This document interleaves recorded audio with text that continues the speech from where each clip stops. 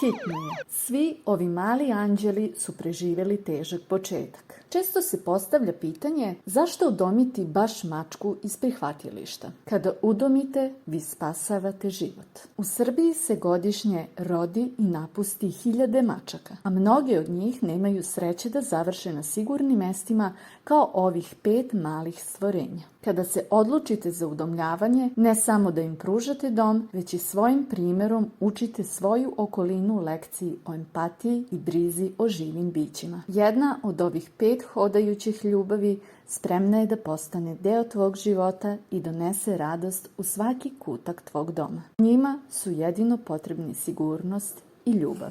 A ti, pružajući im to, dobijaš prijatelje za čitav život. Ako ste ikada razmišljali o udomljavanju, ovo je pravi trenutak. Pravi su mali učitelji ljubavi. Mačke su jedinstvene po svojoj sposobnosti da se povežu sa ljudima. Često se misli da su hladne ili nezavisne, ali istina je sasvim drugačija. One će vam svakodnevno pokazivati kako male stvari, poput zajedničkog trenutka igre, ili drenke, mogu uneti toplinu i sreću u vaš dom. Hitno je i molimo vas, pomozite nam da im pronađemo dom. Ako želite da pružite dom jednoj od ovih malih beba, javite nam se u DM. Tu smo da vam odgovorimo na sva pitanja i pomognemo vam da napravite prvi korak ka udomljavanju.